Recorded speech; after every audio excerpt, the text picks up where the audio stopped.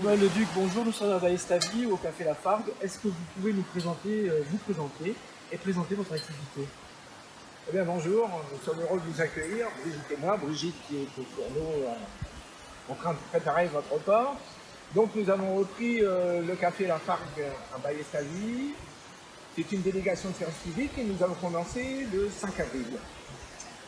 Nous arrivons, alors il faut savoir que nous n'étions pas du métier, d'accord, et que nous arrivons de Normandie. J'habitais déjà la région depuis 1 an et demi, on a répondu à l'appel d'offres, enfin bref, on avait rencontré aussi plusieurs fois les habitants de la commune. C'est une vallée, je dois le signaler, c'est important, extrêmement vivant, extrêmement ouvert, si tant est qu'on sort de chez soi et qu'on va vers les autres.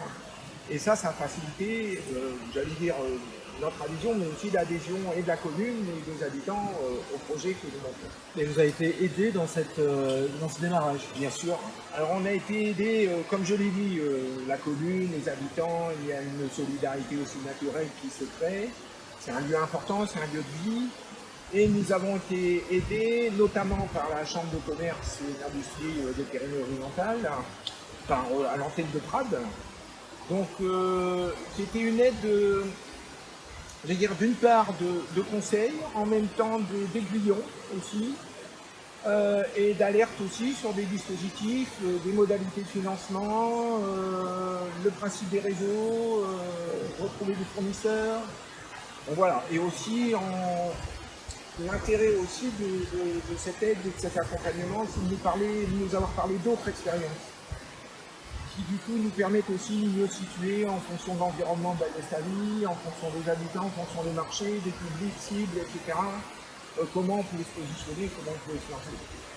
Autre partenaire, je pense qu'il faut noter, c'était le Pôle emploi de Prades. Je ne parle pas de Pôle emploi forcément en tant qu'antenne administrative, mais de personnalités qui ont été présentes aussi et qui nous ont accompagnés et qui ont permis à ce qu'on démarre, et ça y est, qu'on s'engage dans ce projet. C'est une reprise d'activité, et quelle patte vous allez apporter, vous? Alors, une patte, c'est difficile comme question.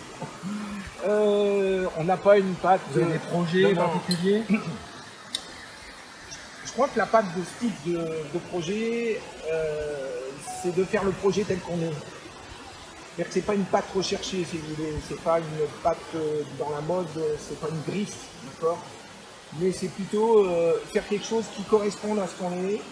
Brigitte fait de la bonne cuisine, je dirais même de la très bonne, mais je vais pas être suffisamment objectif, vous allez me dire, mais elle fait de la bonne cuisine familiale, elle recherche, elle a vraiment plaisir à faire. Moi j'aime bien le relationnel, tous les deux on aime bien le relationnel aussi. Donc c'est tout ça qui fait que du coup ça prend une originalité, une patte. Et comme il y avait une patte précédemment par la personne qui tenait et qui gérait le café bistrot La Fargue au préalable, comme après nous il y aura aussi une patte. Et quels sont vos projets de développement? Projet de développement, moi je dirais, bon là ça fait le 5 avril, donc vous voyez, ça fait 4 mois, hein, ça fait 4 mois, ça se développe bien, même très bien, je dirais. Donc c'est d'une part maintenir le cap de ce développement. Le projet de développement aussi, c'est de faire que tout le monde se sente bien, que ça soit le Café de la Vallée, que ça soit ouvert à tout le monde, qu'on repère les besoins, mais même plus les demandes particulières des uns et des autres. Donc ça c'est tout un travail d'apprentissage, d'adaptation qui est permanent. Et ça je pense que ça fait partie du développement.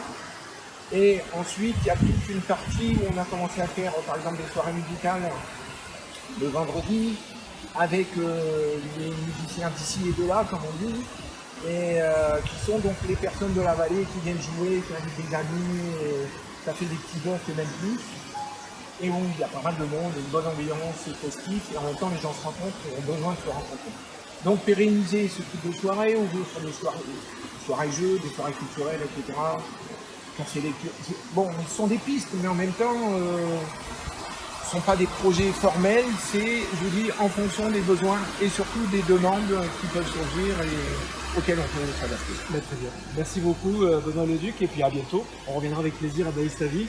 Merci à vous et je vous souhaite bon appétit. Oui, merci.